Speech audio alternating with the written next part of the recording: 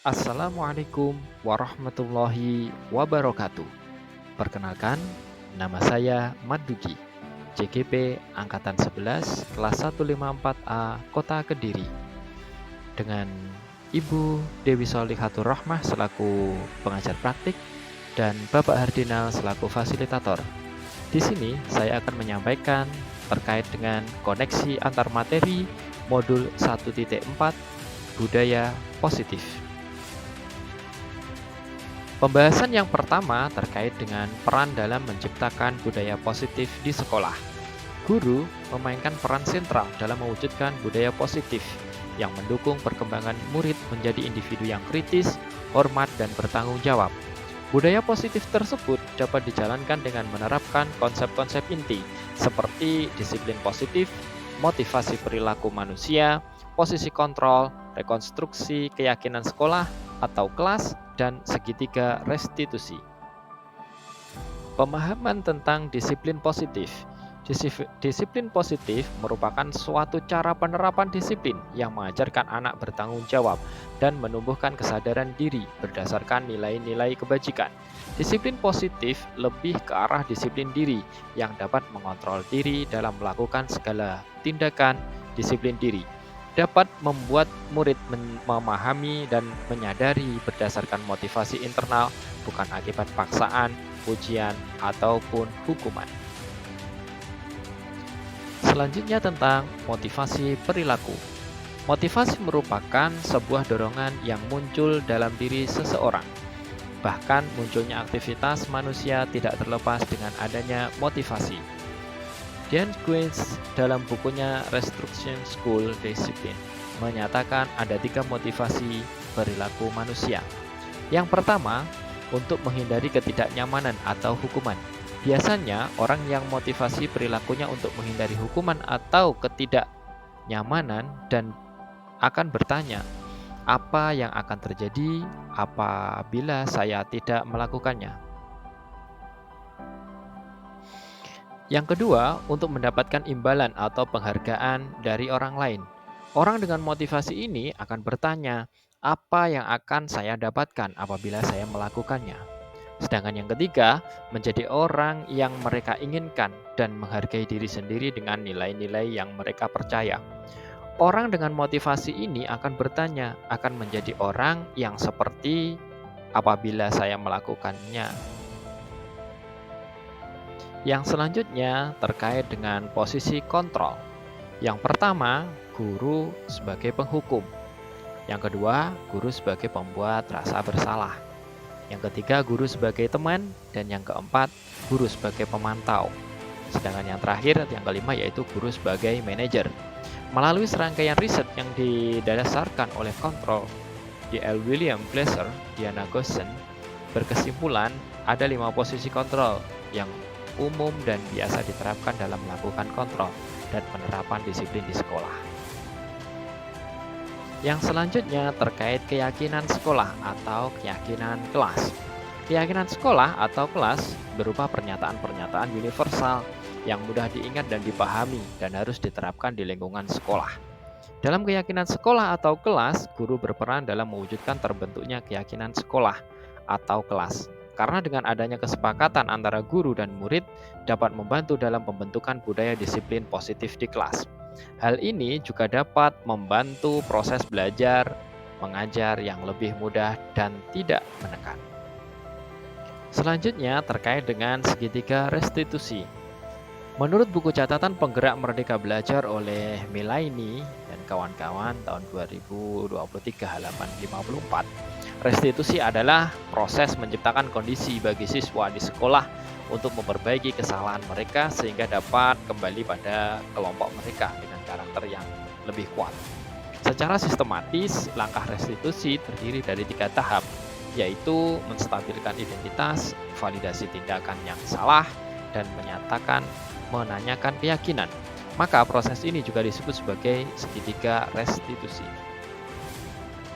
Sebagai penjelasan dari langkah segitiga restitusi, yang pertama adalah menstabilkan identitas, di mana ini dilakukan berdasarkan prinsip bahwa membuat kesalahan adalah bagian dari proses pembelajaran yang nantinya akan menggeser identitas gagal ke arah identitas sukses. Sedangkan yang kedua, validasi tindakan yang salah dilakukan berdasarkan prinsip bahwa setiap perilaku berupaya memenuhi suatu kebutuhan tertentu, sehingga guru atau orang tua akan bergeser dari pemikiran pembuluh respon menjadi proaktif serta akan lebih mengenali dan mengakui kebutuhan murid atau anak. Sedangkan yang ketiga yaitu menanyakan keyakinan, dilakukan dengan memberi pertanyaan-pertanyaan bermakna kepada murid atau anak untuk memunculkan motivasi secara intrinsik sehingga mampu mengaitkan keyakinan dengan tindakan yang salah. Keterkaitan antar materi. Adapun keterkaitan antar materi budaya positif dengan 3 materi sebelumnya yaitu dengan menjalankan budaya positif di sekolah, maka akan mempermudah dalam tercapainya tujuan pendidikan nasional sesuai dengan filosofi Ki Hajar Dewantara, yaitu pendidikan yang berpihak pada murid dan bersifat menuntut. Selanjutnya, budaya positif dapat terwujud jika seseorang guru memiliki 5 nilai guru penggerak, diantaranya berpihak pada murid, mandiri, reflektif, kolaboratif, dan inovatif. Selain itu, guru juga harus memiliki peran sebagai penggerak dalam membangun budaya positif di lingkungannya. Salah satu perubahan yang diinginkan sesuai visi guru penggerak adalah terbentuknya budaya positif agar terciptanya sekolah yang nyaman dan aman dan berpihak pada murid sesuai filosofi Ki Hajar Dewantara dan profil pelajar Pancasila. Setidaknya akan ada 8 pertanyaan terkait dengan koneksi antar materi dalam modul 1.4 ini. Yang pertama, sejauh mana pemahaman Anda tentang konsep-konsep inti yang telah Anda pelajari di modul ini, yaitu disiplin positif, teori kontrol, teori motivasi, hukuman dan penghargaan, posisi kontrol guru, kebutuhan dasar manusia, keyakinan kelas, dan segitiga restitusi. Adakah hal-hal yang menarik untuk Anda dan di luar dugaan? Menjawab dari pertanyaan yang pertama dari modul ini, saya memahami bahwa dalam mendidik anak terdapat nilai-nilai yang harus diterapkan dalam menciptakan budaya positif. Hal yang tak terduga selama mempelajari modul 1.4 yaitu terkait keyakinan kelas. Selama ini saya hanya berpikir bahwa tidak ada suatu keyakinan, namun hanya sebatas aturan kelas. Ternyata dua hal tersebut merupakan sesuatu yang berbeda. Keyakinan kelas merupakan suatu kesepakatan yang tidak tertulis, namun dipahami oleh seluruh anggota kelas, yang wajib dipatuhi tanpa perlu ada dorongan dari luar. Dan rasa itu muncul dari diri siswa sendiri. Pada materi segitiga restitusi, kita diajarkan menyelesaikan kasus yang biasa terjadi di sekolah dengan tahapan dari menstabilkan identitas, memvalidasi tindakan yang salah, dan menanyakan keyakinan, di mana selama ini saya hanya langsung menjatuhkan hukuman tanpa mengikuti langkah dari segitiga restitusi tersebut.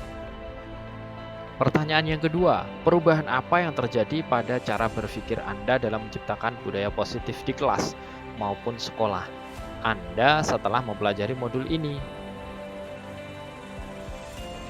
Untuk menjawab pertanyaan tersebut, saya menggunakan adapun perubahan yang terjadi adalah saya menyadari bahwa posisi kontrol yang biasa saya lakukan dalam menangani masalah murid selama ini kurang tepat. Seharusnya saya harus memperhatikan kondisi setiap murid, sehingga bisa memposisikan diri sebagai posisi kontrol yang tepat bagi murid.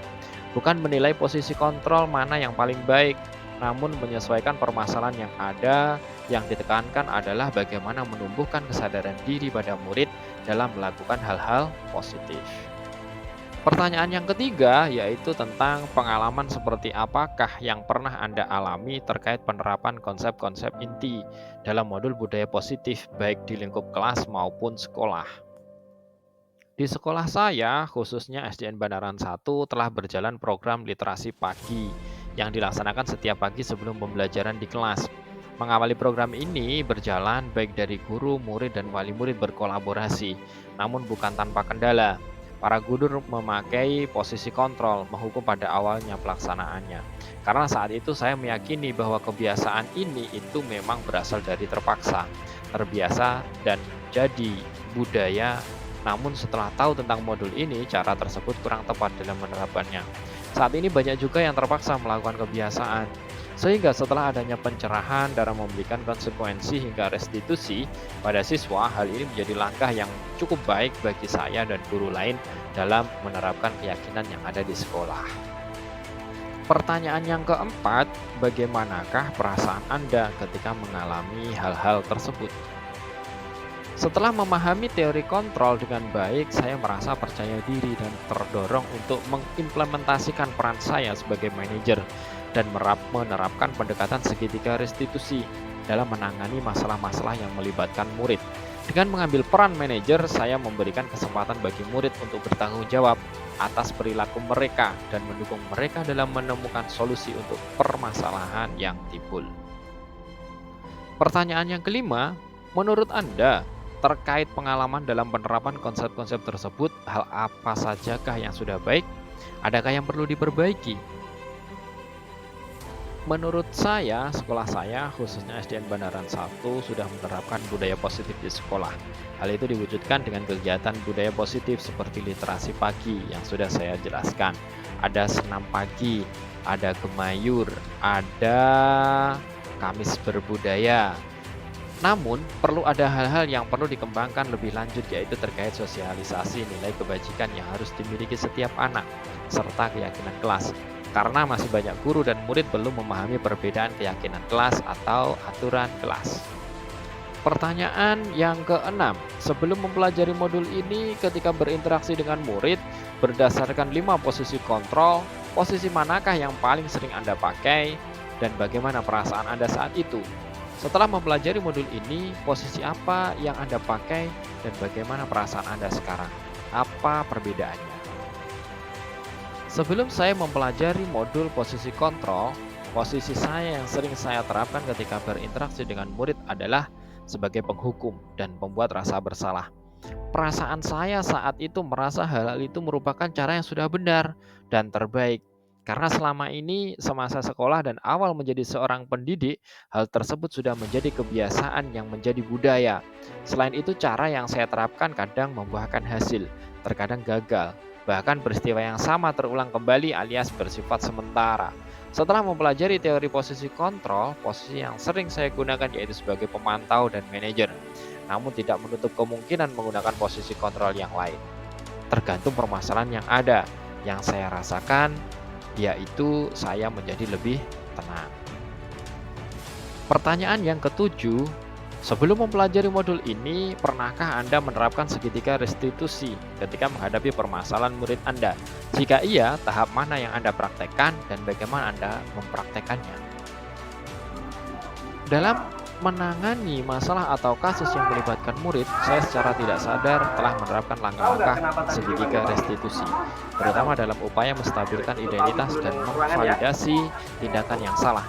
Namun satu aspek yang belum saya lakukan adalah menanyakan keyakinan murid, sehingga mereka dapat benar-benar memahami dan menerapkan nilai-nilai kebajikan dalam diri mereka, sehingga di masa depan mereka tidak akan mengulangi kesalahan yang sama. Pertanyaan yang terakhir, yaitu yang ke-8. Selain konsep-konsep yang disampaikan dalam modul ini, adakah hal-hal lain yang menurut Anda penting untuk dipelajari dalam proses menciptakan budaya positif, baik di lingkungan kelas maupun sekolah? Hal yang penting dalam upaya membangun budaya positif adalah membangun kerjasama yang kuat antara murid, guru, rekan sejawat, pemangku kepentingan, dan orang tua. Ini akan memastikan bahwa budaya positif dapat dijaga dan berlangsung secara berkelanjutan. Selain itu, penting juga untuk mempelajari perlunya tindak lanjut yang melibatkan refleksi secara berkala. Misalnya pada akhir setiap semester, dan pengawasan terhadap konsistensi penerapan budaya positif di lingkungan sekolah atau kelas. Hal ini bertujuan untuk memastikan bahwa budaya positif yang telah dikembangkan menjadi ciri khas atau nilai tambah berkelanjutan bagi sekolah. Nah, kita sudah selesai pada di penghujung, yang mana saya ucapkan terima kasih atas perhatian dan salam guru penggerak, tergerak, bergerak, menggerakkan. Saya akhiri, wassalamualaikum warahmatullahi wabarakatuh.